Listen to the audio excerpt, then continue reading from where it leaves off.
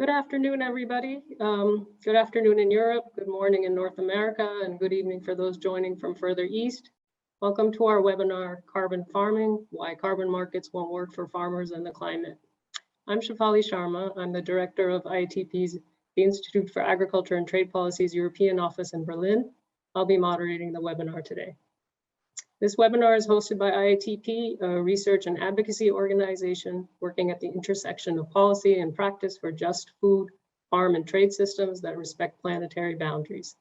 Our co-organizer, European Coordination of Via Campesina, ECVC, is a European grassroots organization representing 31 national and regional farmer, farm worker, and rural organizations based in 21 European countries, promoting food sovereignty and diverse and sustainable family and peasant farming. A few quick housekeeping rules before we get started. I'd like to draw your attention to the Zoom webinar control panel at the bottom. Please ask questions of our presenters at any time by typing your question into the Q&A located within the panel and selecting the send button. We'll get to as many questions as time allows. Please note that we will not scan the Zoom chat for questions. So if you'd like your question to be addressed, please use the Q&A function. The webinar is translated into English, German, and French. You can find the interpretation button in the webinar control panel at the bottom. Please choose your language there. Emma, maybe you want to say the same thing in French?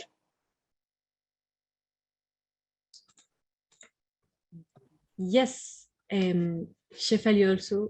The interpreters are asking you to speak a little bit slower if possible, and that's for all the speakers. Bonjour à tous. Pour l'interprétation, en bas à droite, vous avez un petit globe qui dit interprétation. Il faut cliquer dessus et sélectionner le français. And now, Sophie, if you like, in German. Guten Nachmittag aus Berlin, noch mal das Ganze auf Deutsch. Für alle Teilnehmenden, die eine deutsche Übersetzung brauchen, kann man das unten auswählen in den Schaltflächen, indem man auf den kleinen Globus klickt und die deutsche Übersetzung auswählt. Okay, and the webinar is being recorded and will be available on IATP's website. We will send the link to attendees and registrants. Now, with these logistical formalities out of the way, I will direct you guys to the agenda. It's going to be in two parts. The first part will be two speakers, followed by a panel discussion. And we hope to have enough time for a question and answer session with the panelists. So we have a stellar panel for you today with policy experts, farmers representatives, and policymakers to discuss carbon farming. Why are we doing this webinar today? In December last year, the European Commission presented a communication on carbon removals. The communication promotes carbon farming as a central pillar to remove carbon from the atmosphere and to get the land sector to net zero by 2035.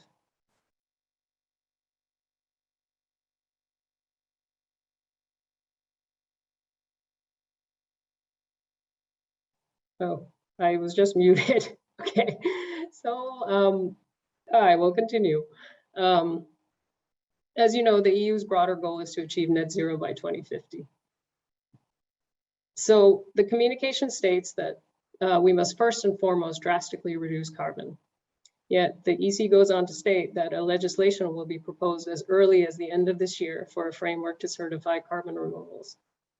The Commission states that the financial incentives for removals can come from either public or private sources. The Commission, at the same time, seems unequivocal in its support for boosting EU supply and large-scale liftoff for carbon farming credits to be sold on voluntary carbon markets.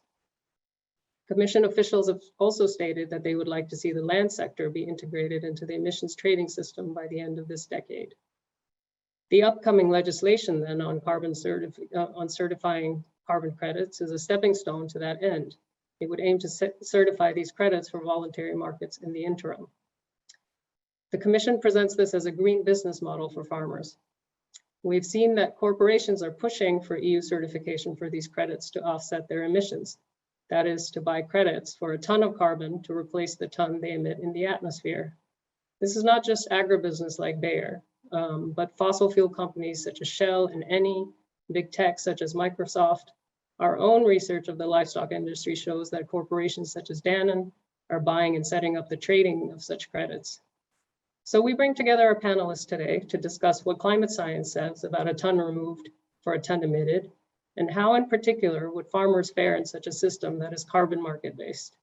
What does the voluntary market look like for agriculture? Is the EC's mantra of robust yet simple certification credible, realistic, ambitious? And what impact would such an offsetting strategy have on farming itself? Finally, are there alternatives? The Commission says public financial incentives are possible. So what kind of support do farmers need for a genuinely transformative agenda that supports this transition to agroecology? So let's begin with our speakers for the first part of the webinar. The first part of our webinar addresses the climate science, the state of carbon markets for agriculture, and implications for farmers. Both speakers have a maximum of 12 minutes to present, and I'll be strict on time and give you guys a heads up when you have to wind up. Our first speaker presenting on the science and some of the inherent problems with carbon farming credits in existing voluntary carbon markets is Freya Che. She's a program analyst at Carbon Plan, a nonprofit climate science research organization. Freya's research is focused on improving the transparency and scientific integrity of carbon removal and carbon markets through open data and tools. Over to you, Freya. Thank you, Shefali, and thanks again for the opportunity to be here. Shefali introduced me, thank you. I'm here to give a quick overview presentation on some major issues and challenges associated with crediting soil carbon. I want to highlight up front, I'm primarily going to focus on the challenges related to achieving positive climate outcomes. But of course, when we talk about the intersection of carbon markets and agricultural systems, farmer outcomes, biodiversity outcomes, et cetera, are really critical. So I'm looking forward to the speakers following me, really filling in the pieces there. My presentation is going to be in 3 parts. First, I'm going to talk a little bit about the context of carbon credits and how they represent very different climate outcomes. Second, I'm going to talk about what would need to be true to guarantee high quality outcomes from crediting soil carbon. And third, I'm going to talk about what we've seen so far in the voluntary market when we are crediting soil carbon and agricultural systems, and highlight some lessons we can learn. You can go to the next slide. So a central goal of carbon markets is to claim that many different interactions with the carbon cycle are equivalent. Carbon markets do this in part by creating a fungible asset, in this case, a carbon credit that nominally represents 1 ton of CO2.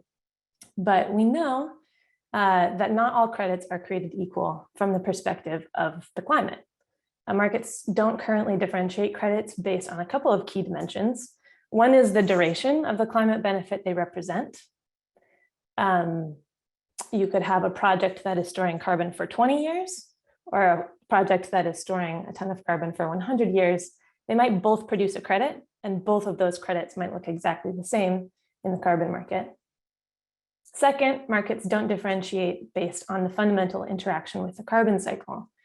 So the Commission highlighted the difference between carbon removal and avoided emissions. Carbon removal takes CO2 out of the atmosphere and stores it elsewhere. Avoided emissions achieves stopping CO2 from entering the atmosphere. They are both important, but from a carbon accounting perspective, they need to be treated very differently.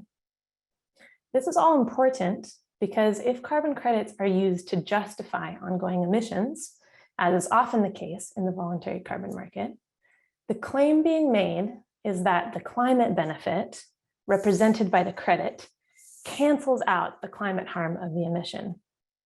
And we can test that claim using what we know about climate science.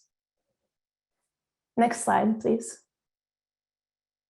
When we emit a ton of CO2, it impacts climate outcomes for literally millennia.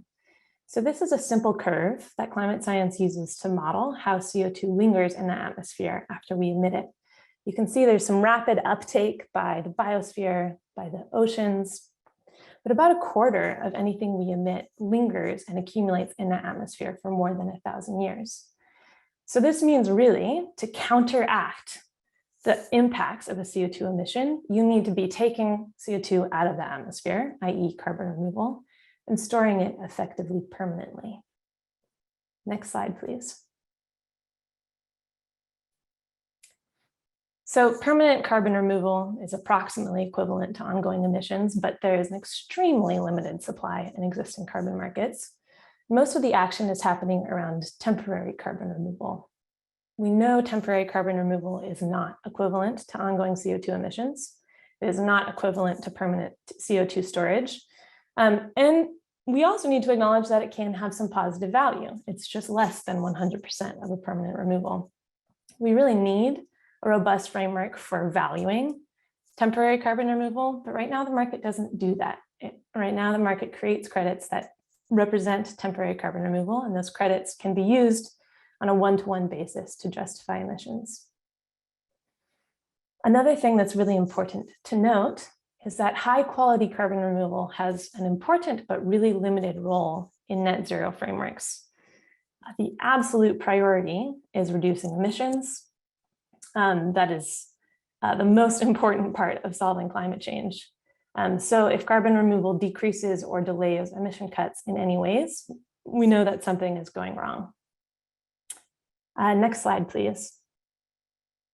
So with that context, I want to zoom back in and talk about soil carbon specifically. What would crediting need to look like to guarantee that we're achieving high quality outcomes from the perspective of the climate? First, we've already talked a lot about permanence. Soil carbon is highly responsive to management and environmental factors. So when you're talking about crediting soil carbon, you're often talking about relatively short timeframes or longer timeframes with a very high risk of reversal.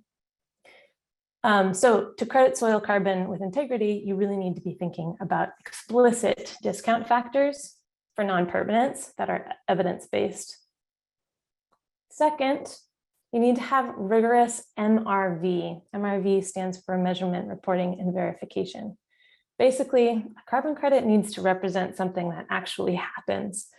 For soil carbon right now, that really means that MRV needs to include rigorous soil sampling. That can be costly. This is true because soil carbon varies really dramatically across space, across soil profile, across time. And right now we really don't have the technology, for instance, to do remote sensing. You need to be sampling carbon to accurately quantify how soil carbon is changing through time. A third quality is additionality. And this is really critical and kind of complex. I'm going to sit with it for a second. Carbon payments must enable behavior changes that lead to new climate benefits. And if they do, we call the credit or the climate benefit additional. So you're saying, I'm buying a carbon credit and my money is causing the new carbon benefit, and therefore I can take credit for it. If you are just taking credit for business as usual, nothing additional has happened for the climate. This can be really difficult to establish for agricultural interventions, in large part because you're talking about relatively small carbon payments in the context of a lot of other financial decisions and other decision-making factors that fluctuate over time in really interesting ways. Last quality I would highlight is safeguards. So especially in agricultural systems, we need to consider environmental impacts, co-benefits, unintended consequences, farmer outcomes.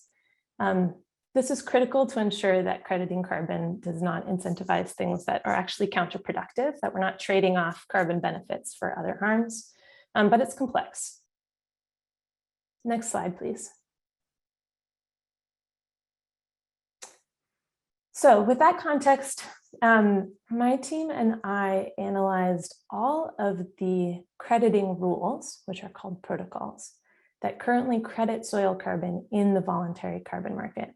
We analyzed them across a couple of dimensions. I want to highlight a couple of takeaways for you. First is that most of these protocols have a very short contract duration, less than 20 years. So again, I want to highlight temporary carbon removal, we need to think about how to value that correctly. Second, we saw a significant variation in measurement and verification rigor. Some protocols require robust sampling, others require no sampling at all. And the third is that across the board, we see very weak additionality standards. There are very few guarantees that the carbon credits facilitated by these protocols, these crediting rules, actually help generate new climate benefits. Next slide, please. So with that, what are the takeaways? Big takeaway is that the private sector has not resolved soil carbon quality issues. It's really hard to achieve standards that are simple but robust. And weak standards don't mean that all of the projects are bad, but in the market, it does enable a really pernicious race to the bottom dynamic, whereby people who are doing right, doing the real thing, have to compete on a price basis against people who are cutting corners. And the resulting low price point makes it really difficult to support real changes to management practices. Second, I would highlight that relying on a carbon market mechanism creates some competing goals that are really hard to balance. So of course, you want to support and reward positive practices in the agricultural sector. But by setting up a trade-off between the positive practices in the agricultural sector and other fossil emissions, you put yourself on the hook to really need to ensure that the system as a whole is net positive for the climate. That kind of ups the bar for ensuring that your measurement and verification is really rigorous, that the projects are totally additional, et cetera. The last thing I want to highlight is that soil carbon is just one piece of the agricultural puzzle.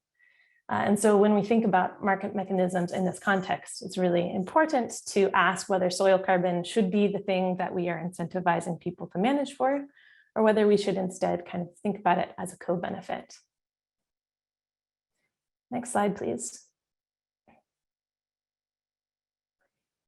With that, I really look forward to your questions. My contact information is here. A couple of key links are here and in a reference slide. And I'm really looking forward to the rest of the presentations and questions to come. Thank you so much. Thanks. Thanks, Freya. Our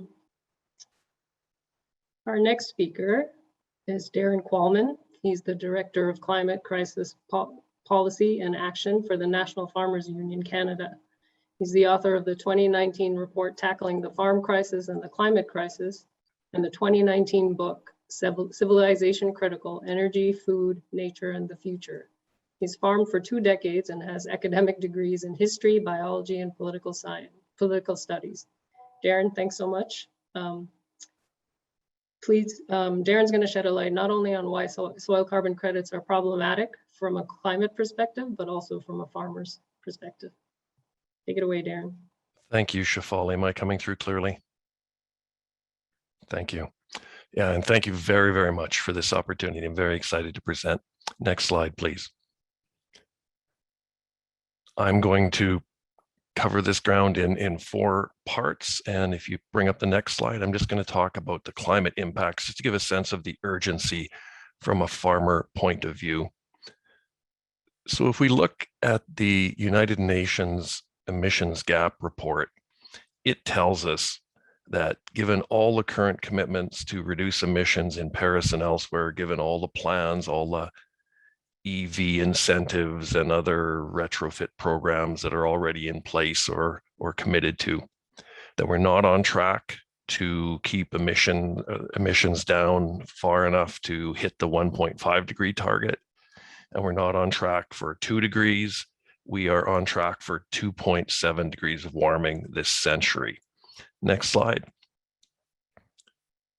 Now, 2.7 is far beyond what's often referred to as the danger line, but it's even worse for where I live in the prairie grain region of Canada and most of the European Union and a lot of the food producing parts of the world, because continental interiors and northern latitudes, and in some cases southern latitudes like Australia, a lot of these places are warming at twice the global rate. Where I am in Canada, where we have 85% of our food producing land, about 60 to 70 million hectares of land, we're warming twice as fast as a global average. That puts us on track for 5.4 degrees of warming this century, an absolutely devastating amount of warming. Next slide. This is a map of the drought in the Canadian agricultural area this past year, 2021. And for those of you who can't see the legend there, that nowhere on that map is it wet or normal. It goes from abnormally dry to severe drought to extreme drought to exceptional drought. Next slide, please. And just as where I am in Canada is warming at twice the global average, many parts of the EU are also warming at rates much, much faster than the global average. So it's not just a question of, are we on track for 2 or 2.7 degrees?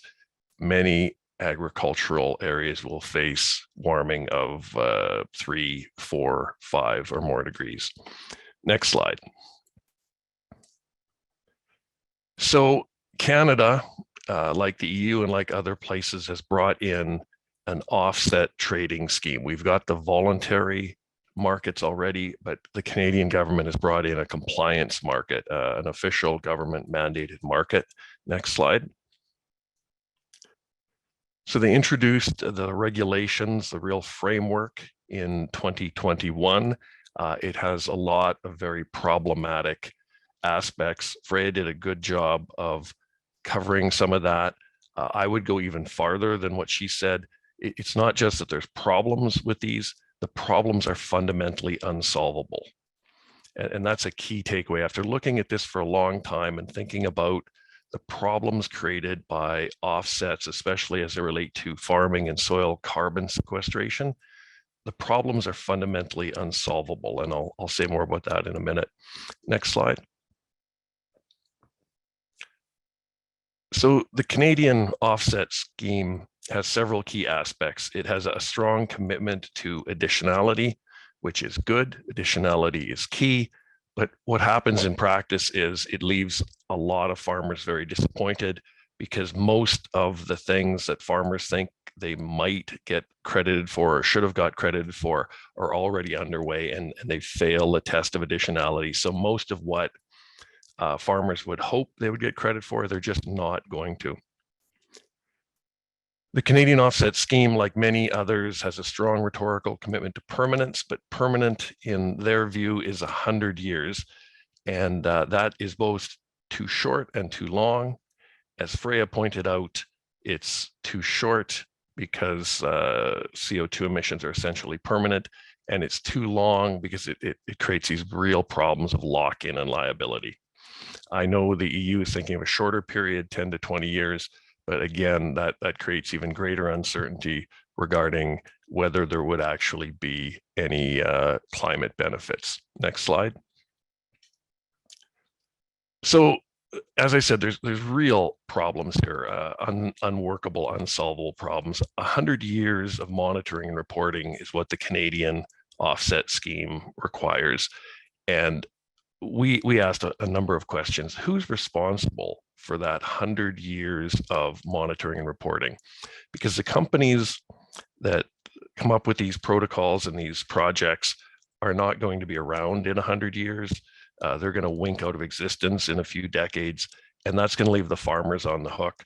The legislation is very clear. If the reporting and the monitoring stops, then somebody is on the hook for those carbon credits. And we've not been able to get the Canadian government to say that it's not farmers. The measurement problem is a huge one. We have one study here where a lot of very rigorous measurement was done over a quarter century. And what we find is just incredible variation. Even if you punch lots and lots of actual soil sample holes in the ground, the data is extraordinarily messy and noisy, and two fields right beside each other the carbon levels in those fields could be moving in opposite directions. Soil carbon changes are tremendously affected by the weather. A field that is, collecting credits might be gaining carbon one year when it's a little wetter, it's emitting carbon and losing carbon the next year when it's drier. It's really difficult to know what's actually happening on the fields. A lot of it is modeled and sort of taken on faith. There's a problem of lock-in, whether it's 20 years or 100. Do we want to really enshrine the best practices of decades or a century ago, as we asked the Canadian government, what would have been the effect of locking farmers into practices from the 1920s, say? There's long-term liability, whether it's decades or 100 years. If it should be the case, and we're not sure what's going to happen to carbon credit values, but what if a farmer happened to sell a credit when the market was low? What if down the road it turns out that they have to buy a credit back when the market for those credits is higher? That volatility creates a problem because you can't quantify that liability.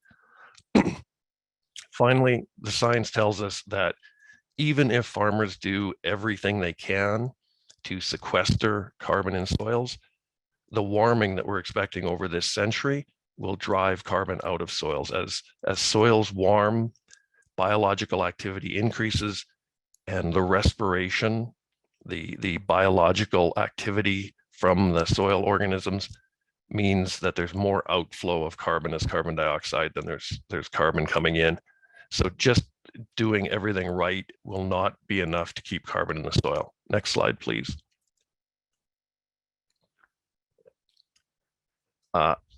Key is to understand just how little there is here. There is no path here to net zero in terms of soil carbon sequestration. I want to underline that. There's no path here to net zero. Soil carbon sequestration in agricultural land is extraordinarily limited. Next slide. This is a graph of Canadian agricultural emissions. It's from a report that we're actually releasing today. This is the most detailed graph of greenhouse gas emissions from agriculture that's been undertaken anywhere in the world. Just as a side note, I'd love to do one of these for the European Union. I'd love to do one of these for the United States. So if any organizations want to partner on that, we've spent some real time figuring out how to do these from UN documents, and we could do them for other places. But this is for Canada. What I want to point out here is how that top line is going up, how that top line is very high, and that red line, that dotted line at the bottom, that is the totality of soil carbon sequestration in Canadian agricultural soils. Next slide. So in Canada, agricultural emissions are high and rising. They're 84 million tons per year, but sequestration in agricultural soils is just 6 million. So agricultural soil carbon sequestration might offset, and I use offset cautiously, 7% of agricultural emissions, but less than 1% of total Canadian greenhouse gas emissions. Not only that, sequestration soon hits saturation limits, and actual sequestration rates per year trend towards zero. You can only put so much carbon into the soil. It reaches a new equilibrium. It reaches a saturation point. The quantity of carbon going in from crop residue, et cetera, becomes equal with the quantity of carbon coming out as CO2 from the respiration and metabolism of the soil organisms. So this is limited. And you can see in Canada that already we've hit those limits and that sequestration rates are falling. So as I say, the capacity to offset Canadian or EU emissions via agricultural soils is very, very small. And that's why I say these problems are really not solvable by soil carbon sequestration, and they can't contribute much to net zero. Next slide, please. Next slide. So you can see that the top line is going up. A couple of things here. One, it's assumed that farmers will be it's assumed that farmers will be offset credit sellers. Why wouldn't they be offset credit buyers? Farmers need to reflect on this very carefully. That red line at the bottom, the dotted line, shows that farmers are sequestering about 6 million tons carbon dioxide equivalent, but they're emitting 84 million tons carbon dioxide equivalent. Now, in Canada and most other places, no one is asking farmers to pay carbon taxes on that or to buy offsets to offset that. But if it were the case that this would all have to be, taken care of by offsets, farmers would find that they were net buyers of offsets, not net sellers. Farmers need to really take a careful look at their situation in a potential offset market. And the other thing is the emissions are still going up in agriculture. Next slide, please. In Canada, in many places, that's driven by fertilizer use. Fertilizer use in Canada has doubled since the 1990s, and that's a strong driver of emissions of nitrous oxide, a greenhouse gas nearly 300 times more powerful than carbon dioxide. Next slide, please. So just in conclusion, and Freya laid some of this out, she talked about the challenges, but I would say that the challenges around this just are not solvable. The soil carbon sequestration capacity is too small, it's impermanent, it creates lock-in problems, whether you have 20 years or 100 years, you've got problems. 100 years, you've got lock-in and a lot of liability. If you keep it to 20 years, you solve some of those problems, but then you end up with very, very deep discounts. You have to discount those 20-year credits to a point where they're not very attractive to farmers. And again, the key here is that these offset schemes delay emission reduction and thereby create a lot of risk of climate crisis chaos for farmers. Next slide, please. That concludes my presentation. There's two key reports from the NFU, the Tackling the Farm Crisis and the Climate Crisis, and the Imagine If reports. They both lay out a lot of solutions, real solutions that are far superior to offset trading schemes. Thank you.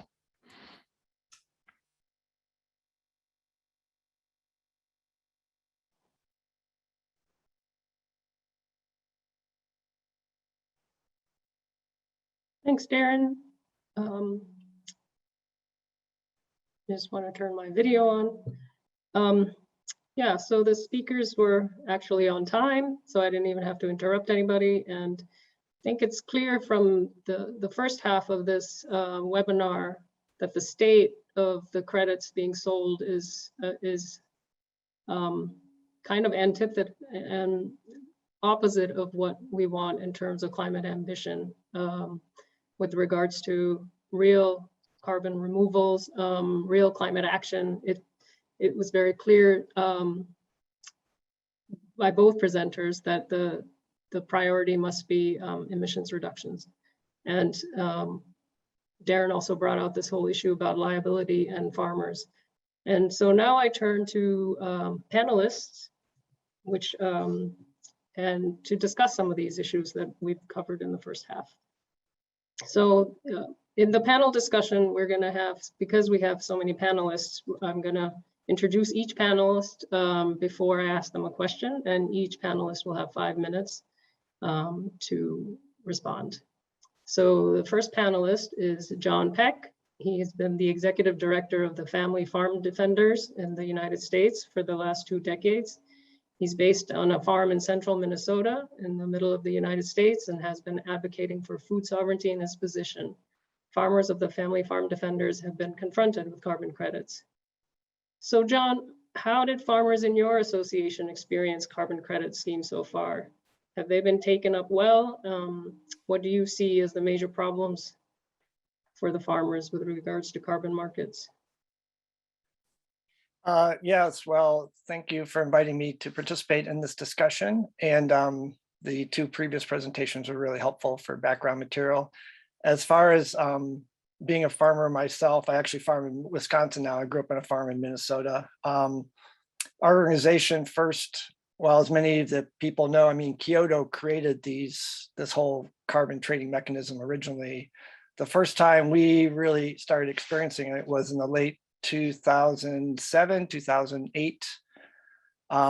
We started getting calls from carbon traders wanting to basically get our membership list of farmers so they could start talking to them about signing them up for carbon credit programs. So that was sort of a wake up call for us. And then when I was actually in Copenhagen at COP15 as a Via Campesina representative for North America, and was in a session with USDA Secretary Vilsack, where he specifically mentioned that under the Obama administration, 25% of greenhouse gas emission reduction goals in the US were going to come from agriculture. And we were going, oh my gosh, what is that going to mean for US farmers?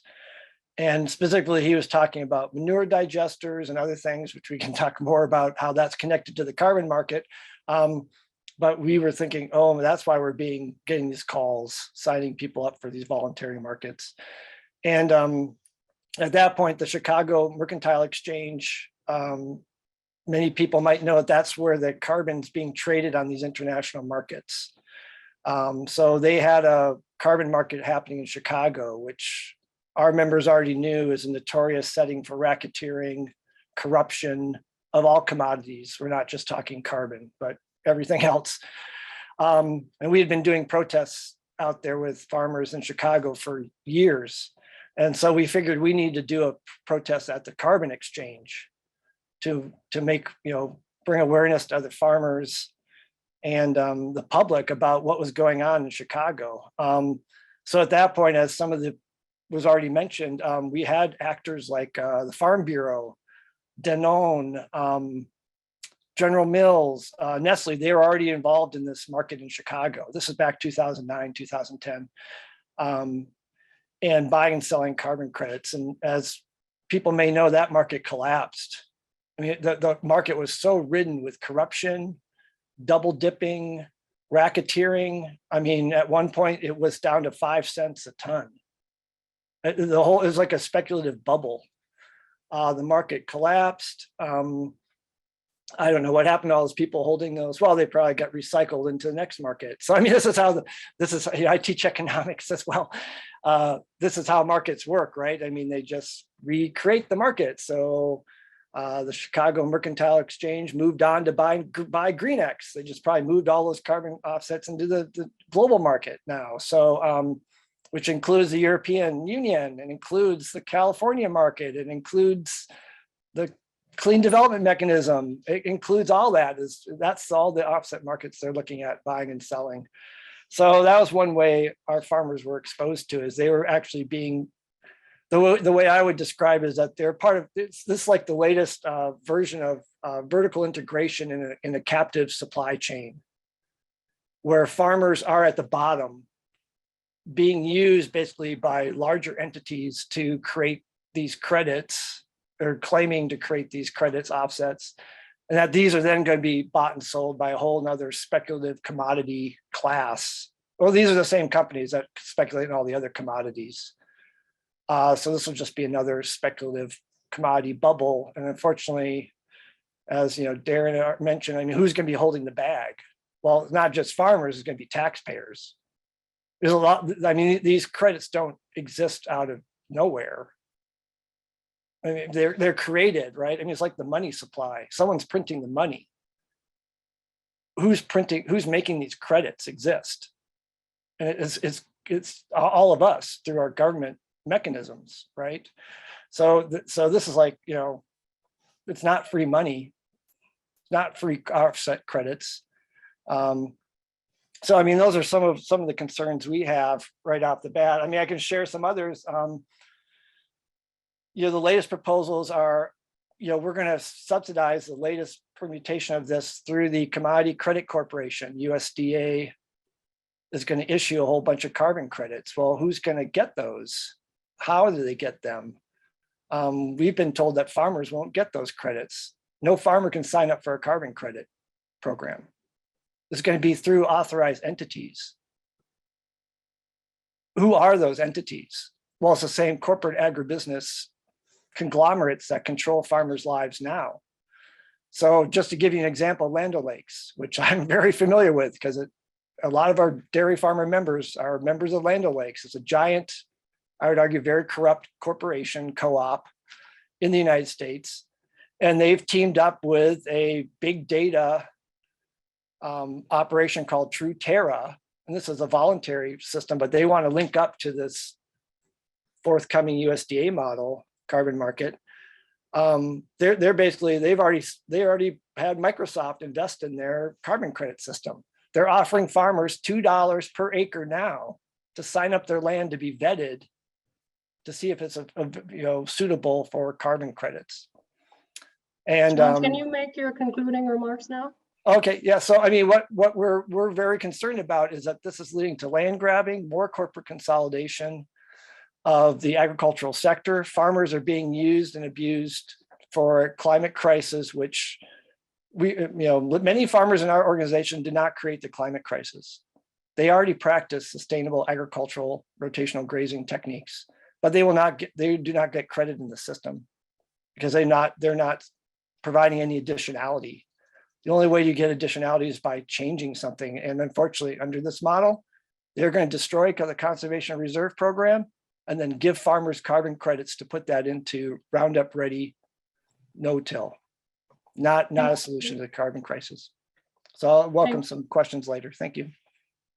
Thanks, John. I think this question about additionality, about farmers that are doing the right thing, in the model, in the carbon market model, they're not part of the equation for sure. And of course, you want additionality, but is that then carbon market the right approach for supporting farmers that are doing the right thing and for the transition that we seek? I now present my colleague, Ben Lilliston, who's going to be talking about some of these issues. He's the Director of Rural Strategies and Climate Change at the Institute for Agriculture and Trade Policy. Ben reports, analyzes, and writes about the intersection of climate, agriculture, and trade. He works with Midwest, national, and international partners to build a policy framework for a just transition for farmers and rural communities in responding to the climate crisis. So Ben, just to supplement what John has been talking about, what has been the response from food and farm groups about carbon credits and carbon farming credits, and what are the reasons for that? Yeah, I would build off what John said. There's a lot of skepticism, I think, and there are a number of reasons for that. One is that the current voluntary carbon markets do not actually pay very much, and so you'll hear repeatedly that it doesn't pay enough to actually cover costs to make additional changes. So farmers may make those changes because they want to make them, but it's not having much to do with the actual payments that they're getting. And right now in the US, just to give a little bit of context, we have these kind of voluntary carbon markets that set their own rules. So there's a lot, it's described as sort of a Wild West system where each protocol is very different, very difficult for farmers to navigate. California does have some agriculture related protocols, but very rarely used. It's not really accessible to most farmers. So we're mostly talking about these private carbon markets. Some of our markets and some are companies, as John referred to, Monsanto Bayer or Land O'Lakes, sort of setting up their own sort of offset system. So it's a difficult place to navigate, but it also is just simply not paying enough. So that's kind of like one thing. If we want to incentivize change, payments aren't there. As John pointed out and others, it doesn't, and Darren, doesn't reward farmers who've been doing this for a long time. So farmers who are sustainable agriculture advocates, organic farming advocates who've been doing practices that do sequester carbon for decades in some cases, are not going to get credit for that. It has to be something new. And in fact, the way that it's set up, it in some ways rewards farmers who have been using a more industrial model, because in theory, they can sequester more carbon. Their soil is already depleted at a certain level. So there's a lot of criticism around that. The market aggregators and project developers are really looking for large scale farms. So small and mid-sized farms are not worth their time to engage with. They can get a bunch of credits by just dealing with a few large landowners. So that's another concern, is that this is creating another financial incentive to consolidate farmland, which is a major issue in the United States, and I know other places around the world. Another concern we hear is, which is very true, is that different parts of the country have different soil types. They're able to sequester carbon at different rates. Even within states like Minnesota, where we're located, very different soil types across the state. So certain farmers could access this if you have a certain type of soil. Other farmers are much less likely to be able to access it. So it's for a particular type of farmer, particular farmer in certain parts of the country. And usually they're looking at very large scale operations. I think the other issues that have been raised are there as well. You know, how do you lock up your land essentially for an extended period of time in this extremely volatile environment right now? What is the impact of a drought on your carbon credit and your contract with that carbon credit developer? What is the impact of a flood? What is the impact of a wildfire or other extreme weather event? There's a lot of uncertainty and concern about liability issues. And accompanying that is the amount of data that farmers have to give and supply the project developer in order to make it go forward. That's another concern, is a lot of on-farm data. Essentially, they have access to your operation to verify those carbon credits. So that's something that a lot of farmers are not comfortable with, particularly if they're not getting paid enough, but also general distrust of these large companies and who's really benefiting from this system. Ourselves, a lot of our colleagues in the US are really pushing to expand conservation programs. We think this is a much better way to incentivize a lot of the practices that do support soil health, that can sequester carbon, but also build resilience. And so really pushing to expand those programs that are hugely popular among farmers, but often they get closed out because there's not enough resources available. So that's sort of a big part of the debate here, is how can we incentivize farmers and what is the best way to do that? And we believe it's through greatly expanding conservation programs. Thanks, Ben. Yeah, just to reiterate, the conservation program is a publicly funded program in the US, and now we're turning to our European panelists. And I think that's one of the concerns is that John also raised, which is, you know, are carbon markets going to then replace the public incentives that are there to do the right thing? I'm going to pass this on now to Mirto Tilianaki. She is a climate justice and food sovereignty advocacy officer for the French NGO CCFD Terre Solidaire. Her work focuses on climate issues related to land and human rights. Prior to joining CCFD, Terre Solidaire, Mirto worked in advocacy and communications at Human Rights Watch UK. So Mirto, there's a lot of talk about the label bas carbone, and in the current position of the European Council's presidency, the French are actively promoting this scheme, this carbon scheme, as the model for carbon farming certification in the EU. You've looked at the scheme in detail. What have you seen so far, and what would you say are the mistakes that must not be repeated at the European level? Why would this be a bad idea? Thank you, Shefali. So yes, indeed, the French presidency of the EU Council is currently actively promoting the Label Bas Carbone, which is a low carbon standard, as a model that should be exported at EU level. Look, there are a number of limits to the Label Bas Carbone. I'm not going to go through all of them in detail today, but I will share in the chat box an analysis that we did with a number of other French NGOs. We particularly looked at the methodology used in the agricultural sector. But for today's discussion, I'd like to focus on two main takeaways. The first one is that the Label Bas Carbone doesn't succeed in reducing greenhouse gas emissions for a number of reasons.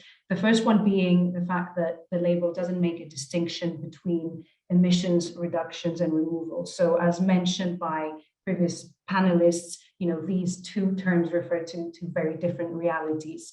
And specifically regarding the aspects of non-permanence and reversibility, what's particularly problematic about the label is that the methodology used in agriculture certifies projects only over a 5-year long period. That is a very short time, and it clearly shows that the risks of reversibility are not taken into consideration. Neither is the fact that soil carbon sequestration takes a very long time.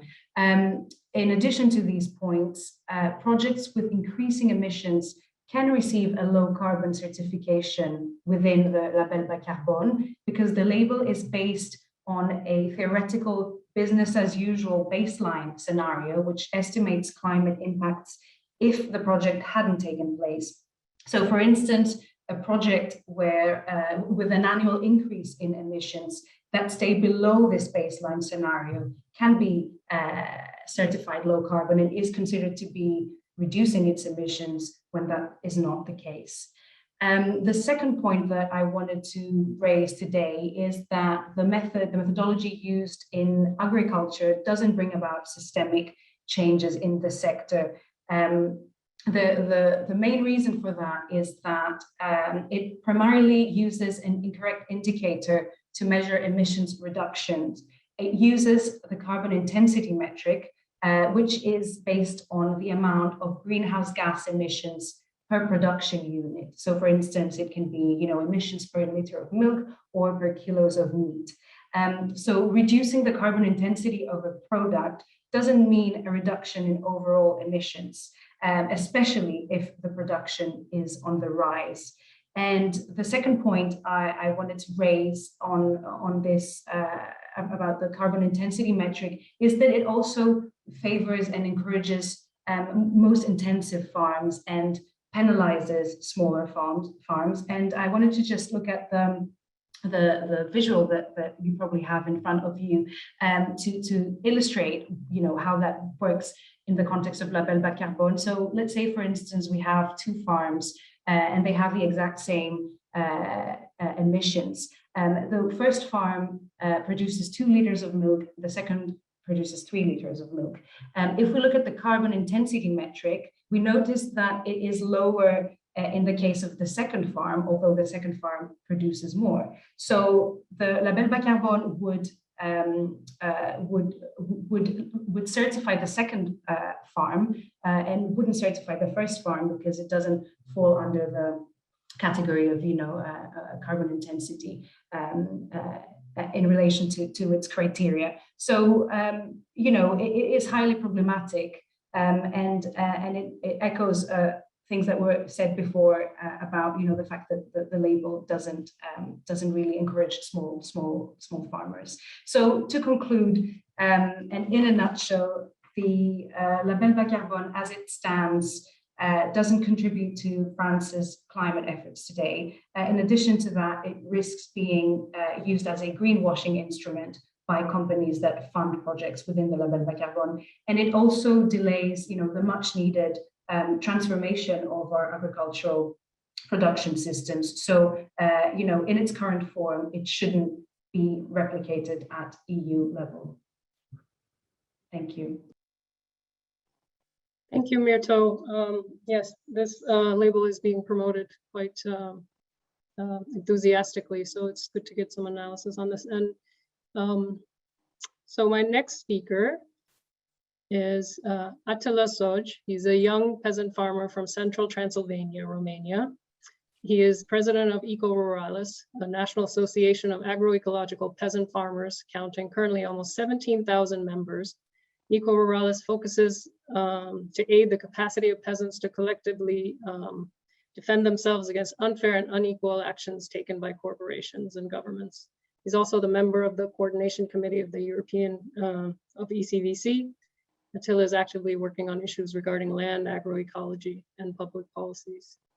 So as a European farmer, Attila, what are your concerns regarding the Commission's plan to certify land-based carbon farming credits? What kind of support do farmers like you need to run an economically viable, just and sustainable farm? Thank you so much, and thank you for having us and having me, myself. Anita, you were saying I'm a young peasant farmer from Transylvania, and even now in my endeavor, I'm trying to get hold of some land. I do not have so much, but I need a bit more. And it's already very hard in my region to find land, available land, not just to access it, but indeed to work it. And this whole carbon crediting and carbon farming discussion just pushes my fears even more, and our fears as small farmers.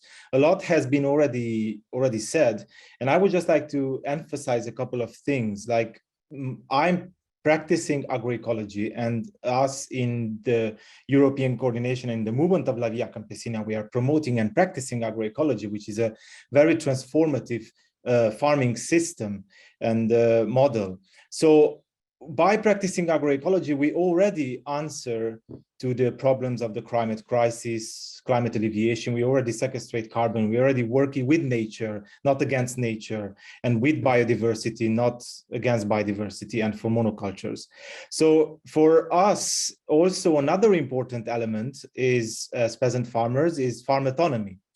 Farm autonomy, where we are controlling and we are investing into our agroecological practices, but we are also investing in our knowledge and in the information that we create through our practices. So a big threat, obviously, and that this was said already, but I just would like to emphasize, is this huge problem of data grabbing that comes with carbon crediting and carbon farming, because we will lose autonomy in this process, as it was very well mentioned, with all the sensors and all the consultants and all the benchmarking of the land and all the calculations. We give up a lot of our autonomy and of our information, what we generate as farmers. And that will be just used to increase monocultivation, to increase industrial farming, and for the benefit of the big players. So that's quite unfair. Another important element that I would like to stress is that we already have huge pressures on farmland. And I would just like to mention that the region where I'm coming from, Eastern Europe, is one of the most land grabbed and concentrated regions of Europe. And this is already happening because of the speculation of the big industrial companies, especially farming, but also very much lately non-farming companies that have been investing into land. This means banks, hedge funds, corporations from all over the world. They are investing into Eastern European farmland and Romanian farmland, thus limiting my right to land as a small farmer, and also limiting my livelihood, my viability, and my chance to get fair prices. And it's a huge problem. In Romania, from 40,000 hectares of land, already 14 million hectares of land, 4 million hectares of land are already concentrated or grabbed by big industrial corporations or these non-farming actors. So we'd just like to say that through the carbon crediting system and carbon farming, this will drastically increase, because there will be an extra incentive to speculate on land. And as it was well mentioned, it's for the big players. We are already doing this job of working with nature, but some of these compliances go towards the large farmers. So they will be the ones who will try to accumulate even more land so that they can get this crediting system, so they can get this carbon farming rolling, basically farming carbon, as we say, not food. So it's a bit, we are already doing both jobs and not getting any recognition out of it. And just to say that the European Common Agricultural Policy subsidized much of this land concentration through very public funding, right? Through area-based schemes of investing, of subsidizing land production. So that was already, now with the reform of the cap, it's a missed opportunity that was not fixed. Still the cap is doing towards this and not integrating enough the Green Deal or the farm to fork strategy.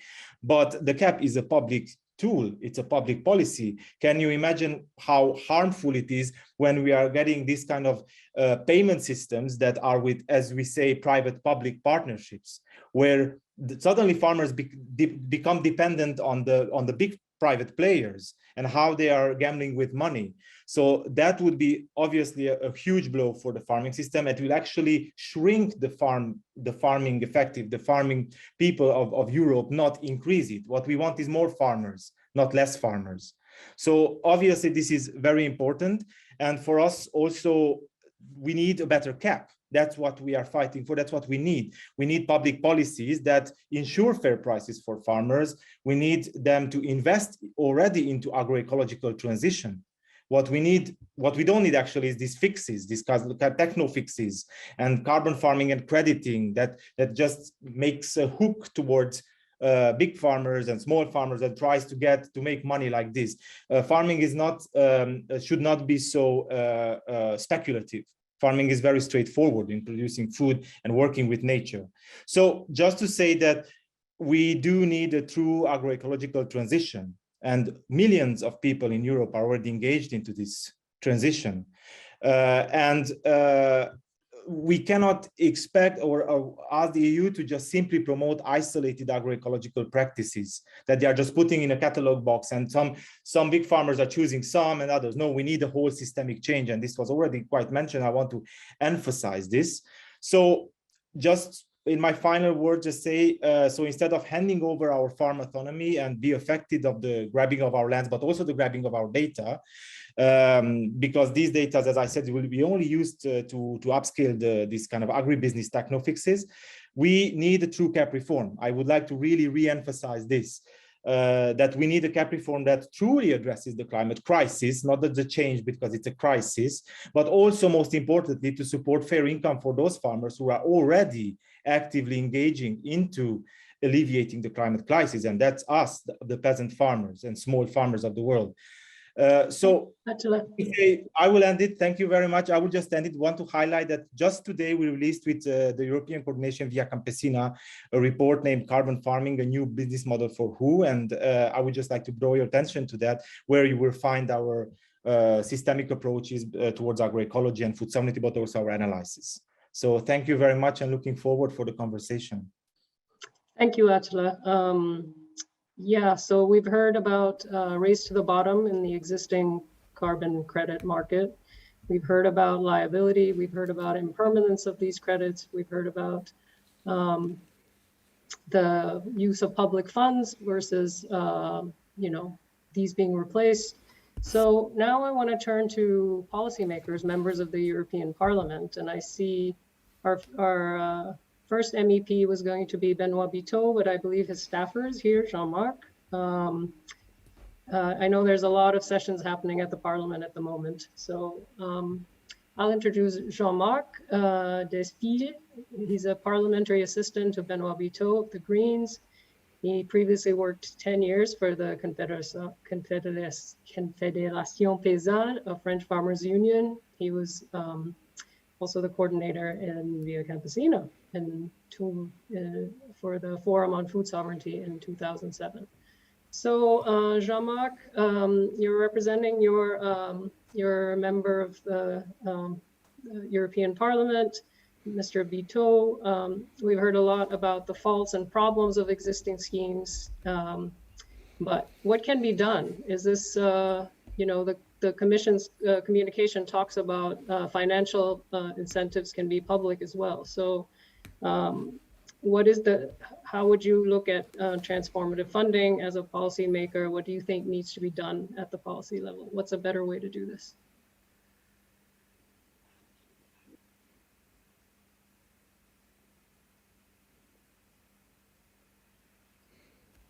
Yes, hello. Thank you for having me.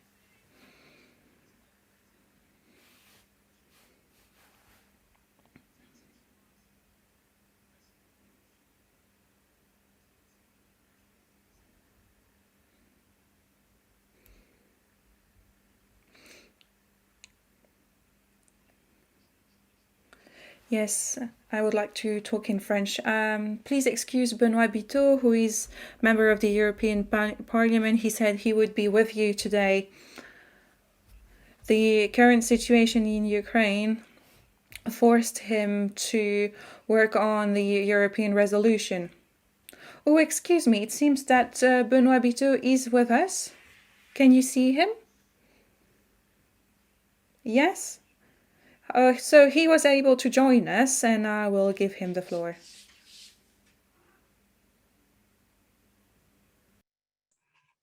Fantastic, just in time. Let me introduce Mr. Biteau. Benoît Biteau is the member of the European Parliament for the Greens. He comes from a line of farmers on the banks of the river Sud.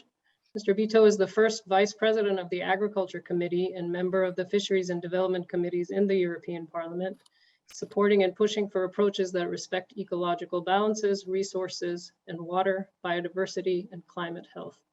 Thank you so much for coming. I know this is a really busy time for you. I hand it over to you. Are you able to yeah, you can also turn on your video if that's possible. Können Sie? I just made him a panelist, so. Can you hear me now? Hello? Yes, you can hear me. Fantastic. I've been here for a while actually, but I was probably not in the right role. Probably I wasn't a panelist. And I'd like to say that Jean-Marc was very well able to give the presentation on my behalf, but because he's a good parliamentary assistant, well, he's letting me do the presentation. Indeed, I wanted to talk to you about carbon farming as it has been imagined by the European Commission. It's been called sustainable carbon cycles as well. They think at the European Commission that it could be carbon farming could be a stakeholder in this aspect. But the first step would be to make sure that the agriculture reduces its emissions. This should be the first step, especially if we really want to make progress on the carbon topic. And the agriculture as a solution to sequestrate carbon and capture carbon would be a good solution, and that is the thinking process behind the policy decision making on the topic. However, there is one thing that is regretful, is that this carbon is being is undergoing a financialization, and just as I was saying, the younger farmer before me, it would have been better if we could have a conditionality of the CAP, Common Agricultural Policy. That would have been best. But now the rationale is rather of a private carbon market, and it means that there's a discrepancy with the general interest logic. In France, for example, in France, the agricultural sector was probably the black sheep when it comes to agricultural practices, plough, fertilizer, etc. And the French agriculture will be the main beneficiary for this private carbon market. And this means that the most damaged soils, due to these policies, will be the one to benefit most from this financialization of carbon. I would also like to raise your attention on the volatility of the carbon market. The quotation went from 30 to 90 euros within the year. By the end of 2022, by the end of January 2022, the price of the ton for carbon was about 100 euro per ton, and now due to the war in Ukraine since the 24th of February, we see an increase, a terrible drop in the price for a ton. It's minus 30% to reach about 75 euros. So you can really see how weak this system is. and it shows all the limits of this liberal carbon market, and it shows also all the weaknesses of this merchandising of carbon. So we really need to turn our backs from the lobbies, from the Copa-Cogeca, for example, which influence a great deal the Commission. We need to bind strong interests around climate, biodiversity, very important topics for the agriculture tomorrow, and make sure that the CAP has conditionality so that all farmers could have access to these financial help, and not only the farmers that damage the most the soils. And this cap could also help those farmers who protected the environment through their very wise decisions many years ago. So it's a bit bipolar. There's on one side the very productivist agriculture, and on another side we really need to get out of this logical and offer in an agriculture that protects the biodiversity, protects food sovereignty and the environment. And people from the Via Campesina organization will probably see the link between this agriculture that captures carbon and food sovereignty in order to avoid, for the agriculture of the 20th century, produce and jeopardize the future of the generations. Carbon farming really needs to get away from financial logics and merchandising logic as they are used to with food and commodities. Thank you very much. Thank you so much, Mr. Bito. Please stay online. We're going to hopefully have plenty of time for questions and responses. I turn now to our second member of the European Parliament, Maria Neuchel. She's an MEP for the Social Democrats. She's a German member of the European Parliament. She's the member of the Committee on Agriculture and Rural Development, as well as the Committee on Women's Rights and Gender Equality, where she's the coordinator for the S&D group. She's also been the S&D Shadow Rapporteur for the Common Agriculture Policy Strategic Plan Regulation, which is quite critical element of this discussion. Ms. Neuchel, the current agriculture system in the EU faces many challenges. Do you think the European Commission's proposal is helping to foster change in the sector? If not, what is actually needed? What do you advocate for, particularly given that your role has been as the Shadow Rapporteur for the CAP?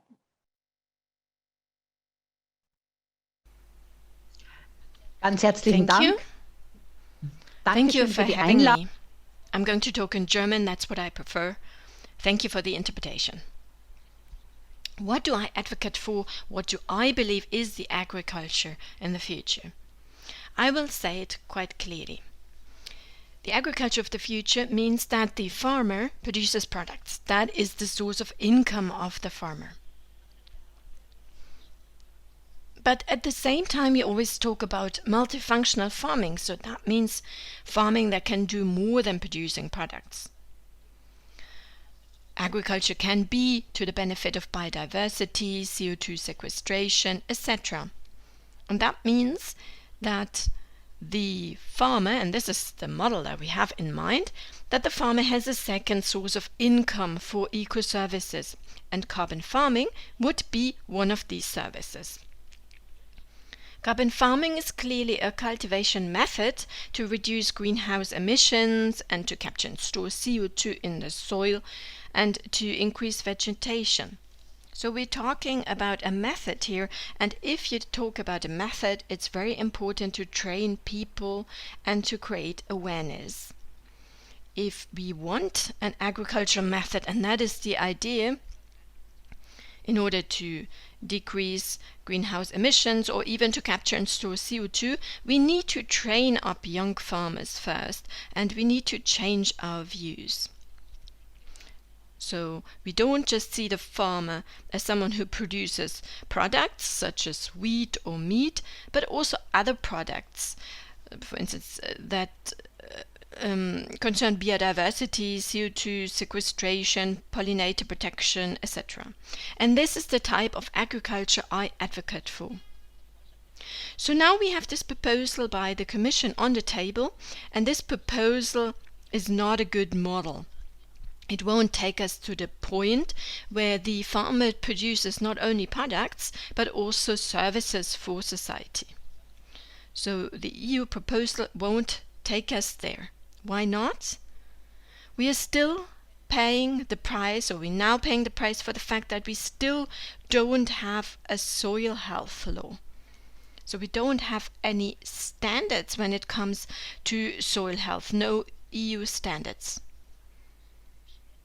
This makes it very difficult to understand how efficient CO2 storage can be. And everything happens on a voluntary basis. But in order to reduce CO2 in agriculture, we need a very clear legal framework that organizes everything. And here we are still a long way from where we want to be. Here, and also certification mechanisms, for instance, here the European Commission still needs to work on as well. So what are the problems? Number one, durability of the sequestration. Some foresters think they can store CO2 in the wood and then they burn the woods afterwards. And this is something that doesn't help. We have short-term sequestration, we build a wood and then we burn it. We need instead cascadic ways. We need to think long-term.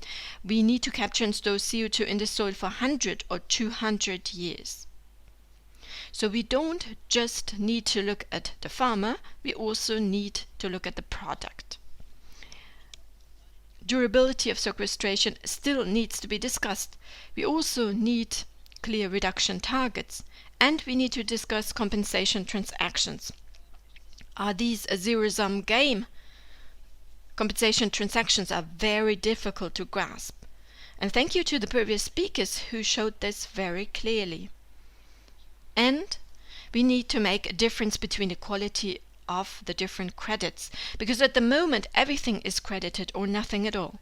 We need to differentiate between greenhouse gas reduction and carbon sinks. This is crucial. One thing is very important to me. At the moment, the Commission receives the strategy plans. The Commission needs to sign them off. And these strategy plans include the eco-schemes, so the ideas on how carbon farming can be done in the context of the agricultural reform. And here I would like the Commission to monitor very closely. The Commission must say, if necessary, you have to rework your strategy plan. This is very important. Unfortunately, the future doesn't look bright, especially in the light of the Ukrainian war. Some say the Commission should be more lenient in times of crisis. But no, the opposite is the case. We need to monitor closely. We need to make sure that obligations are met, for instance, in terms of grassland and swamp conservation. And we need to have good financial incentives for swamp conservation or farming without pesticides, for instance. And here we still have some work to do. Maybe I summarize everything briefly. Agriculture needs to reduce CO2 emissions. There's no way around it. And agriculture could also capture and store more CO2. And this must be of value for the society. I'm convinced that we need payments, but these payments need to be adequate. And we need to know exactly what payment applies to what. There are already some point-based systems in place. They evaluate the effectiveness of different measures. They measure how effective are they for society. But I want to make it very clearly again, the model presently suggested by the European Commission is not sufficient. Thank you.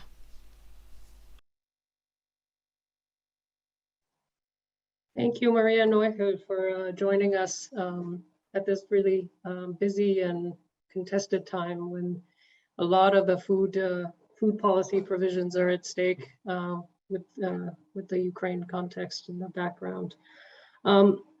Luckily, everybody kept to their times, and we've actually made up some time. So I will now go into some questions and answers. One of the questions presented says, the figures show that farmers emit a large amount of carbon, more than they can ever store in their grounds, which means there's a real need to transition to more sustainable ways of farming. In Europe, there are many stories of farmers wanting to change their ways, but the current profits, especially for small-scale farmers, do not allow this transition for them. They need revenue models in order to even start thinking about transitioning. In my opinion, carbon credits can kickstart this quickly. If not carbon farming, how are we going to fund this transition and incentivize farmers to become more sustainable? I'd like the panelists to think about this and reflect on if the carbon farming scheme was publicly incentivized, what would be the way to do this? And one of the things that I would love for you to integrate, and which hasn't really come up, is that the carbon market is also singularly looking at carbon and not some of the other things. In the communication, the Commission talks about biodiversity being a co-benefit. What if the outcome of what the public incentive was to actually create a holistic approach for the transition that we seek, which is what both Benoit Biteau and Maria Neuchel have talked about, that we want a holistic, integrated approach.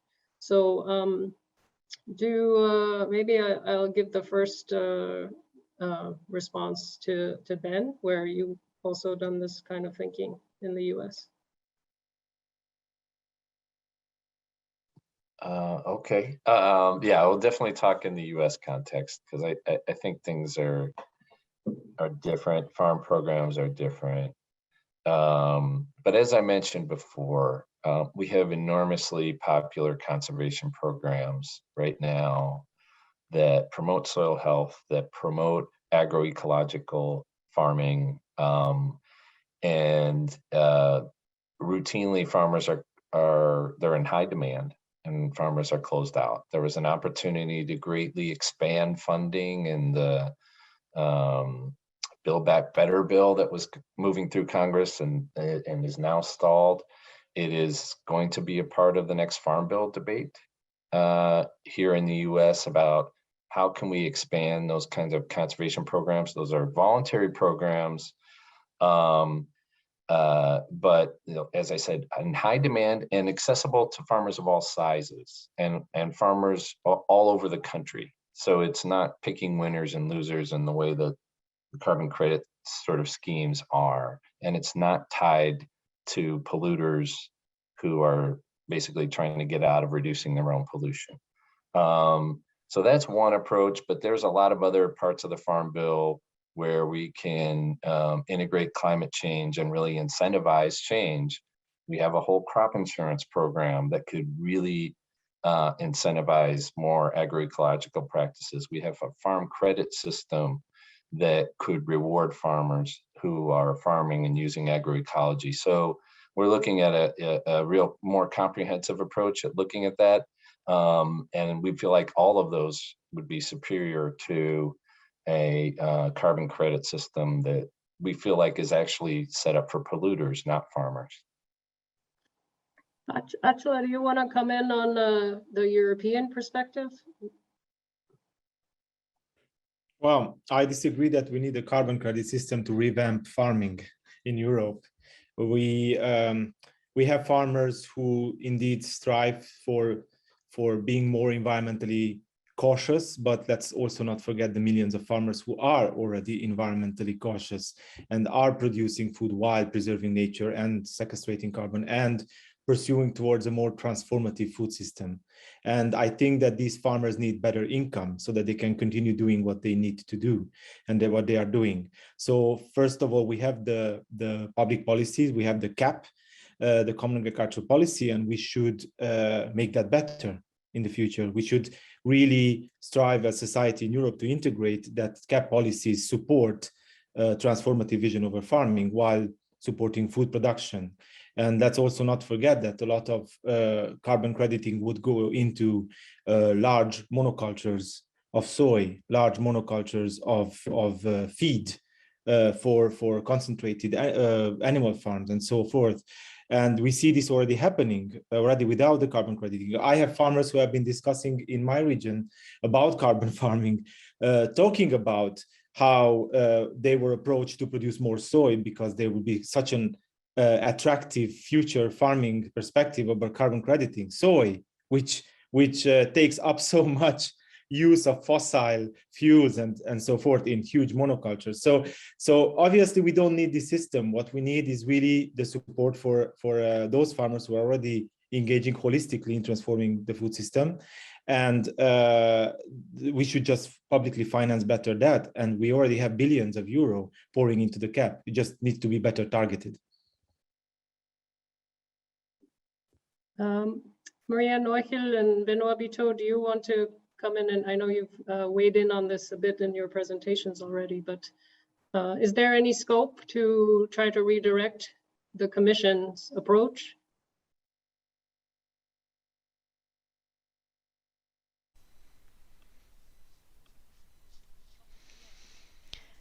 I really hope that the Commission will think about it, that it will listen and realize that we need success. I think that's the most important. We need success. And I say yes to what the young farmer says. We need to think about pay of young farmers. We need to ensure that farms can be passed on to the next generation, and we need to make farming more attractive to young people. But I think it's also very much about financial aid and very precise support. So we need to find ways on how to convert it into figures, how to make things visible. When we talk about building humus, for instance, this is a very slow process. We need to determine what type of agriculture builds how much humus. And this is very difficult. Here we need to have additional thoughts. And this is also a negative point. The Commission doesn't realize that direct payments don't take us any further. For decades, they stick to this way of distributing financial aids according to surface this is. So here the bigger farms benefit and not the smaller ones that might be more aligned with nature. So the rethinking that I talked about earlier on doesn't just have to happen among farmers, but also in society. We need to realize that farmers are more than producers of eggs and milk. And we need to have a point-based system, for instance, to know how financial aids are distributed.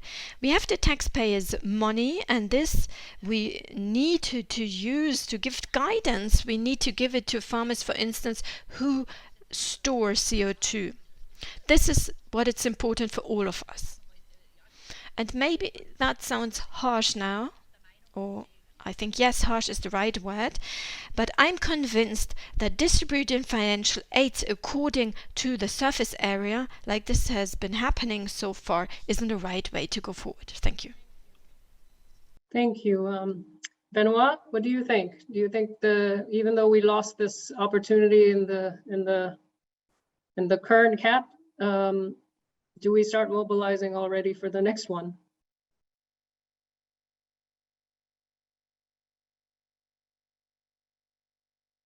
I don't know if Benoit Biteau heard me.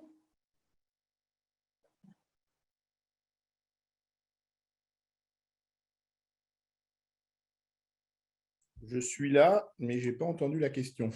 Je suis désolé. Est-ce que vous pouvez me la reformuler, s'il vous plaît?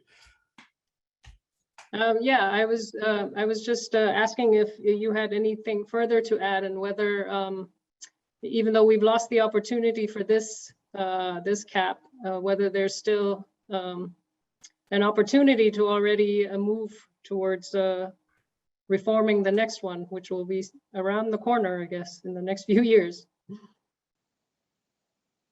Oui, alors Yes, indeed, this cap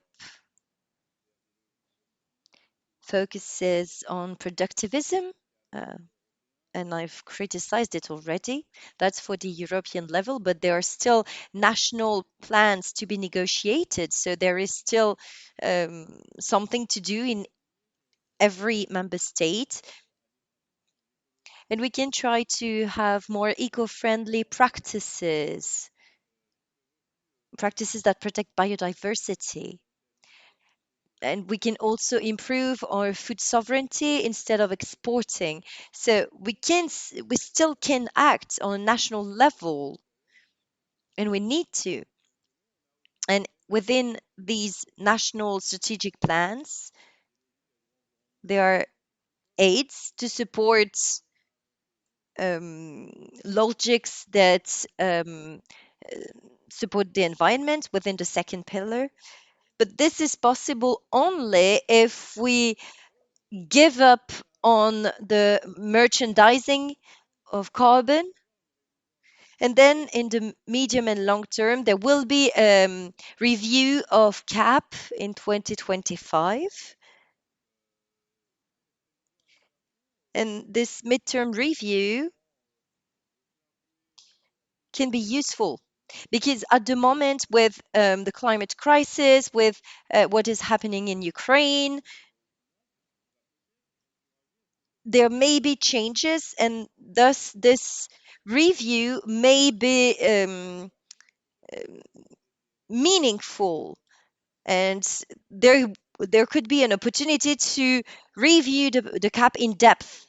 And this cap will end in 2027. So from now on, we need to start working to make sure that everybody knows that PAC must significantly change if we want to meet our goals, and hopefully it won't be too late. But I am an optimistic, so I think that we can do it, but we have to use all the means available to protect the future of future generations, as I was saying earlier. Once again, thank you for inviting me.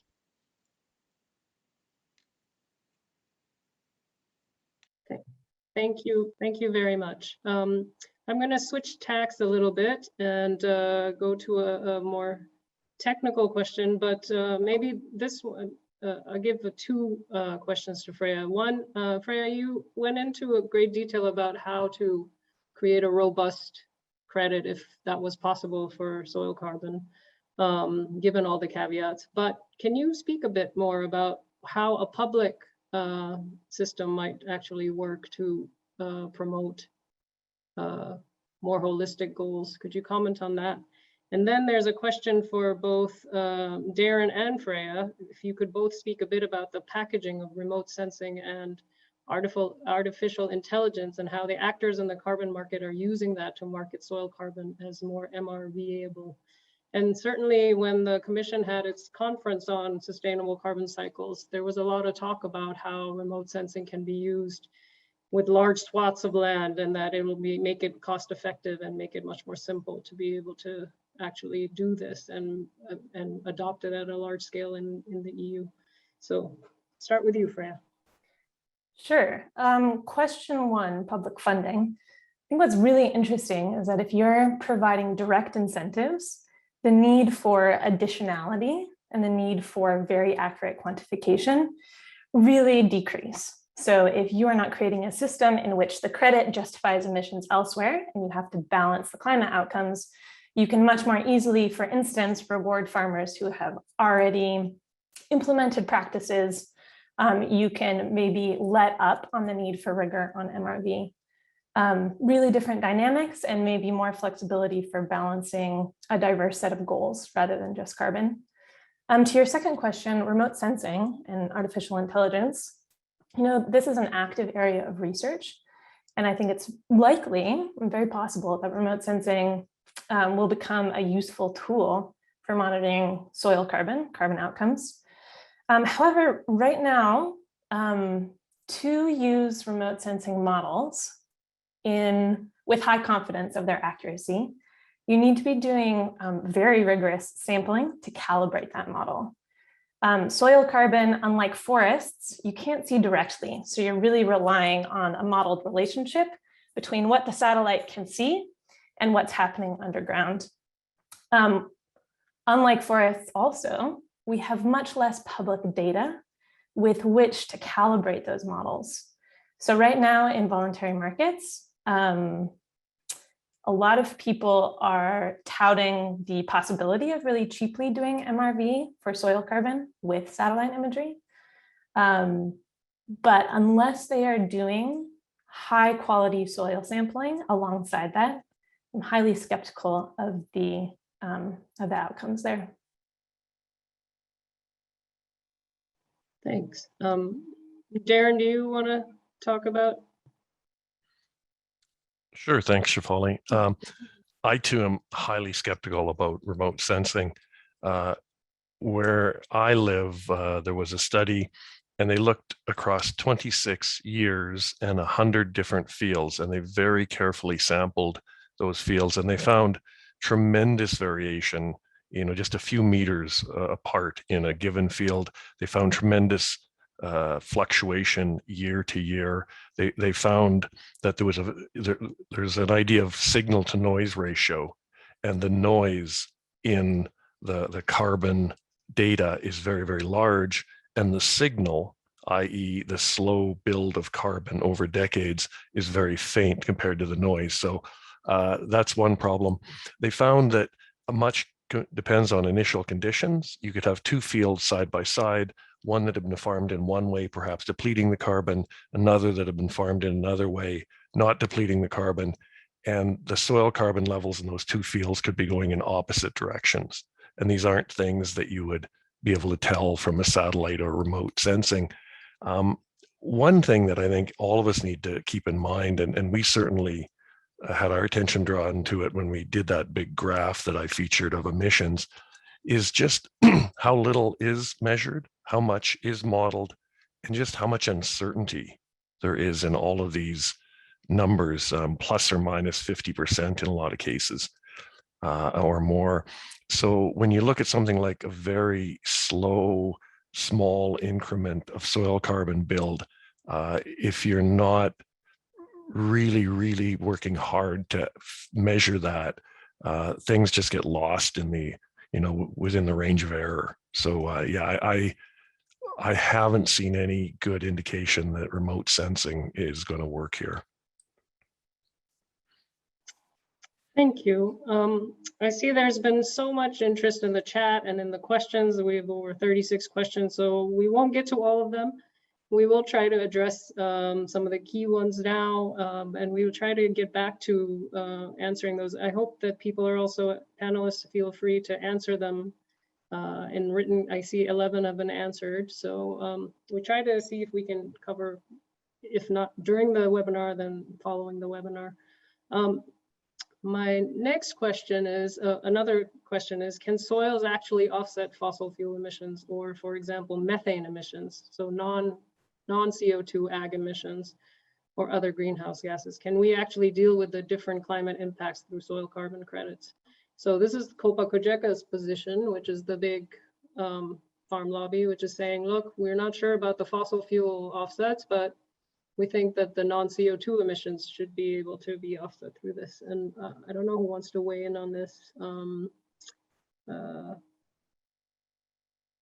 Attila, Mirto, and anyone else who feels like you want to answer that.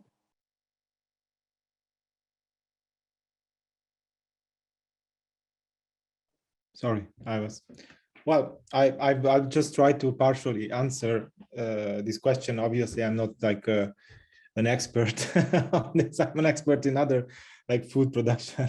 But just to say, for me, it's quite shocking.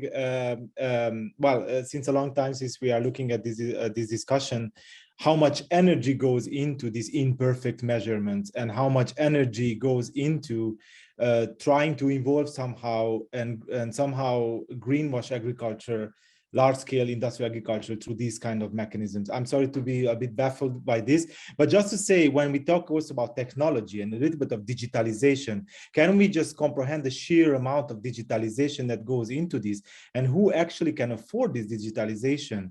Just to think about this, how millions of small farmers, for instance, from Romania, connect to this. This is obviously not for them. This is not a solution for them. So even I'm not answering the question, because these kind of digital tools and these kind of digital interfaces that we are discussing by AI sensing and so on, this is something really for an elitist thinking over agriculture. Why let's not forget that almost all food right now is still produced by family farmers, and we are feeding ourselves and consumers. So it's just a bit of an elitist, very niche thinking, I think. And I will let the technical details to be explained by others if needed. Yeah, John, do you want to come in? Yes, I mean, I would just say a lot of the methane problem, at least that we're experiencing in the US agriculture, is due to the industrial model. I mean, when you have cows on grass doing rotational grazing, they're not creating a huge methane problem. That happens when you put 10,000 cows in a confinement operation and you create a giant manure lagoon that is now going to be creating tons of methane. So it's sort of, I mean, it's the classic nursery rhyme about, why did I swallow the spider to catch the fly? I mean, so you just create a methane problem that now you need to offset. Why did we create the methane problem in the first place? So that's where, like, and I think I put this in the chat already, but we have methane digesters in Wisconsin now being used to offset carbon emissions in California through the existing marketplace. And these methane digesters are burning methane, by the way, creating CO2. So, I mean, it's like a vicious cycle. And the only way to solve that is not encouraging more methane digesters, which is what our carbon system will do as an offset. Or, it should be getting cows on grass, stop the factory farm model. That will solve a lot more climate change problems. Thank you, John. Darren, Freya, do you want to come in on the methane compensation through soil carbon? Yeah, I could just say briefly that I think it makes even less sense to try and offset methane with soil carbon. At least with CO2, you're talking about carbon and carbon dioxide. But having said that, methane is actually one of the places that we can really make real progress. There's a lot of biological methane sinks and just methane processes in the atmosphere that break down methane. So if we dramatically reduced methane from oil and gas and slightly reduced methane from agriculture, it's likely that the methane concentrations in the atmosphere would start to fall. It's a short-lived gas. So probably the worst thing we can do is try and offset this, because the best thing we can do is just make some reductions, and you'd quickly see methane concentrations actually fall in reality, rather than do accounting exercises to try and make them fall on paper. I would strongly second that. Again, highlighting the fact methane has a lifetime in the atmosphere of like 10 or 12 years compared to a millennial lifetime of CO2. Require really different management practices. And once you stop emitting methane, the warming contribution from methane falls really quickly. So just seconding Darren's call for direct reductions rather than complex offsetting schemes. Ben, do you want to come in on this? I mean, IATP is looking at this as well. And for us, the 10 to 12 years is pretty much what we've got at this point. So we're trying to think about what are the incentives that are being given to the industry right now. Maybe you want to come in on the methane pledge, Ben? Well, yeah, for those who aren't aware, countries did sign a global methane pledge. The US and EU sort of put that together last year around the climate meeting in Glasgow. That's a 30% reduction by 2030. It's very vaguely worded.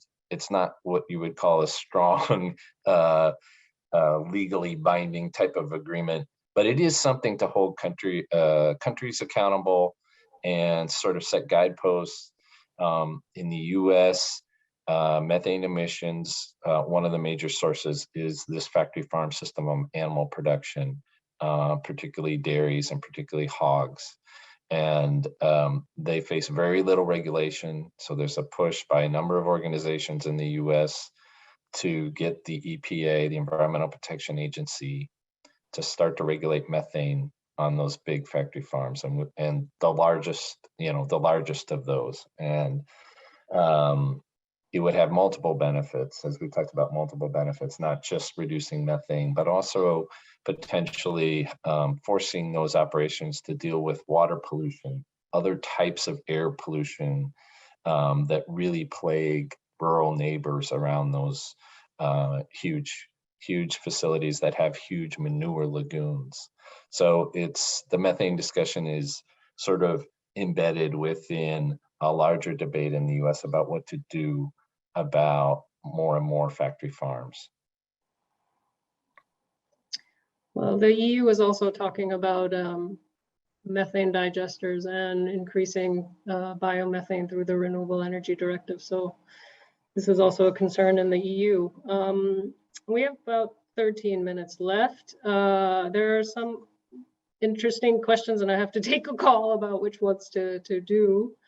One is somebody asks, why do you think governments are letting the private sector drive the carbon market agenda, or actually the climate agenda? The Canadian government seems reluctant to intervene effectively. Right, Darren, can we change the conversation towards conservation and resilience? And are there incentives that are part of Farm to Fork or the US Farm Bill that provide those ideas? I think we've covered some of this, but if someone wants to comment on the private sector driving the climate agenda, raise your hand. Mirto. Yeah. Yes, thanks, Shefali. Just to quickly say that, the French example is really worrying, and I echo a lot of points that were raised by previous panelists. It's a really inaccessible certification system. It's quite dense. There are a lot of different levels that a farmer needs to go through to get the certification. As I mentioned before, it doesn't encourage smallholder farmers, but also, this idea that we're relying on voluntary initiatives from the private sector to, drive change. It is just, to me, really bizarre, especially, as has been mentioned before, in this really volatile socioeconomic context. And from what I understand, in the case of France's certification system, there hasn't been a lot of private interest in it either. So it doesn't seem to be working, and I think the logic is really wrong. John. Yeah, I mean, I just as an economist, I would say this is a huge debate. And I would argue pollution is not a commodity, period. There should be no markets for any form of pollution, whether it's phosphorus in water, which is also happening in the US, whether it's carbon. They're considered ills, not goods in economics. There should be no commodification of any form of pollution, period. Thank you. Here's one that is relevant and in everybody's mind as the Commission starts to, as there's debate within the Parliament and at the European level about the Farm to Fork strategy and food security. Where did it go? Why not focus on cropping for human food and reduce or discontinue cropping for fuel and animal food? Would not focusing on cropping for human food and reduction or discontinuing cropping for fuel and animal food result in a major reduction in greenhouse gas emissions by farming? I guess that's a rhetorical question, but does anybody want to take that up? And I think there was another question about why not regulate these emissions instead of providing incentives to farmers.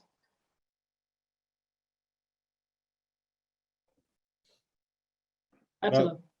Yeah, thank you. Well, just the first question, that's a very legitimate question, even if rhetoric, but indeed, in the European coordination via Campesina and the small farmers in general in Europe, we were militating for the better integration of the farm to fork policy, and we strongly believe that through the farm to fork strategy, we could make a better CAP.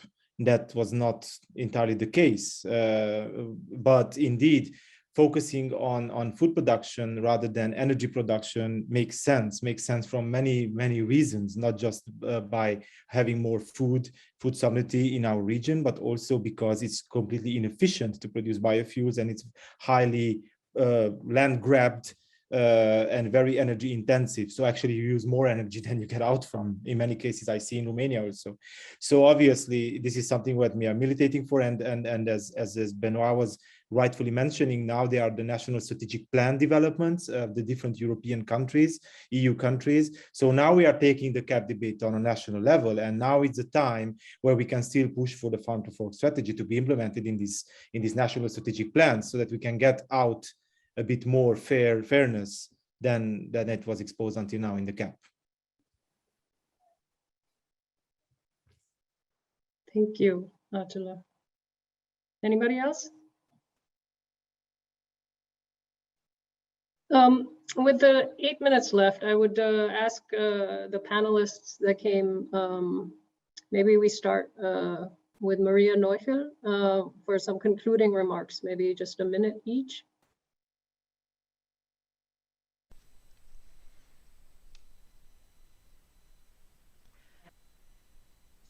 Yes, with pleasure.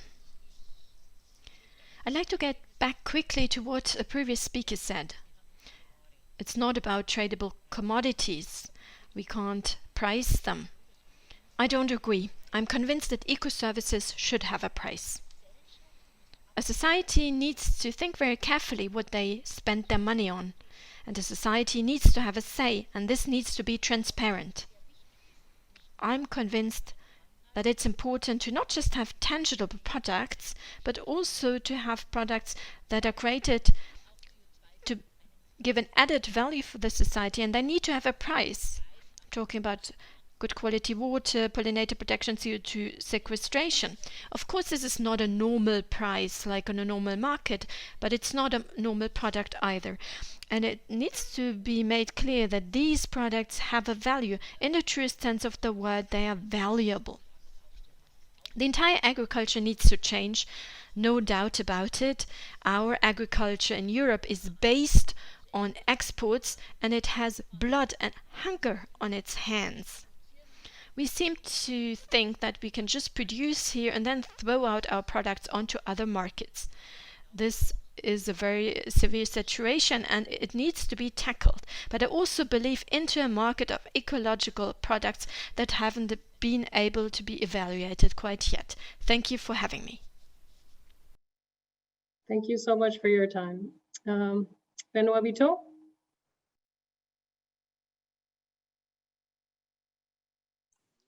Yes.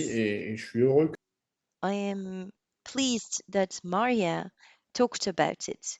We talked a lot about CAP, but we also have national policies, most of which are funded for curative reasons, purposes. That is, that we use policies and spend money to repair the damages that were made by CAP. So we need to change this.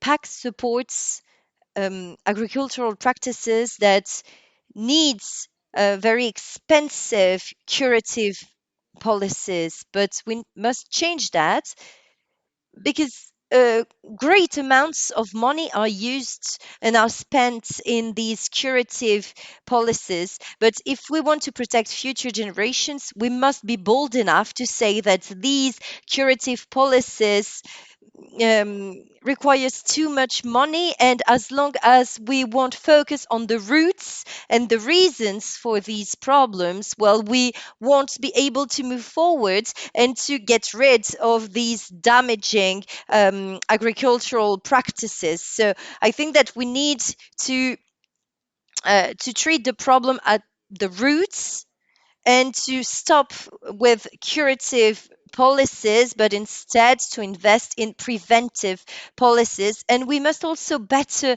pay and remunerate farmers. That's essential. Currently, many farmers say that they don't want subsidies anymore, but I think that we must pay them more. And that's what Maya was saying.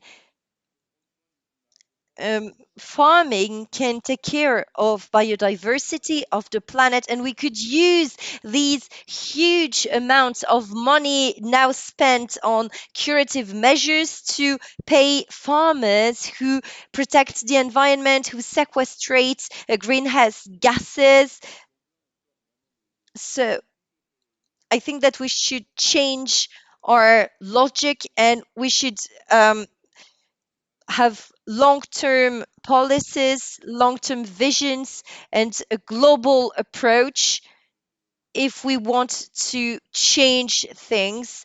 And if we want to get rid of these curative policies that don't have a proper interest in the end. Thank you very much for inviting me. A French politician used to say the road is straight even if the slope is steep. Thank you. Thank you again to both of the parliamentarians for making time for us. John, do you want to go next? John and then Ben.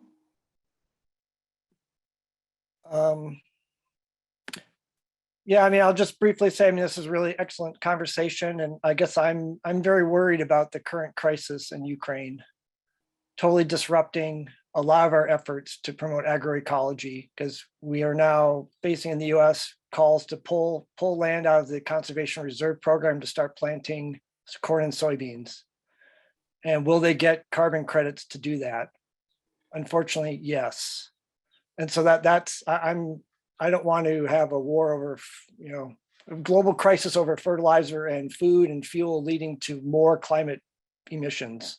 But that is what we're poised at. And I'm really worried that farmers are going to be roped into being accomplices for that backward economic transition. So maybe I'm feeling cynical, but that's my concern right now. Thank you. Ben? Yeah, this has been great. I learned a lot from all the presentations and the discussion. Great questions too. One thing we didn't talk about that I think is important, I mean, in any climate policy, is it actually reducing emissions? This should be kind of a fundamental question. And I think we have a lot of evidence that carbon markets with offsets don't actually reduce them. We need to reduce emissions. We can't just level them out. So it's not meeting the urgency of the crisis. But the other part of that is if it's not reducing emissions, that means that parts of the world is still being exposed to that pollution. And in the US, this is a big environmental justice issue where major sources of pollution are often located in communities of color. They're the ones who bear the brunt of other types of air pollution. So any kind of climate policy that allows that pollution to continue usually hurts low-income people around the world and communities of color. So we need to be thinking about that when we consider offsets. Thank you. Thank you. Darren, then Freya. Thanks very much for the opportunity. I think what's come out in this session is that we've made a policy error. Two things have been linked that shouldn't be linked. We've linked soil health somehow to greenhouse gas emissions, and we need to unlink those. Soil health is tremendously important. Building soil carbon levels and soil organic matter is tremendously important. Perhaps one of the best ways to build climate and drought resilience is to increase the soil carbon and soil organic matter levels. But we need to incentivize that in a different way through public means on probably a per hectare basis, and not using corporate money from large polluters on a per ton basis. Thanks. Thank you. Freya? I would just end with a thank you and an echo to what Darren said. I think the link is really, really challenging. And I think it's very promising to think about alternatives that support positive practices directly rather than relying on carbon markets. Thanks. The English channel is hearing French right now, just so you guys know. I will end with the Europeans, Mirto, and then the farmers that are going to be impacted by this Attila blast. Mirto, last but not least.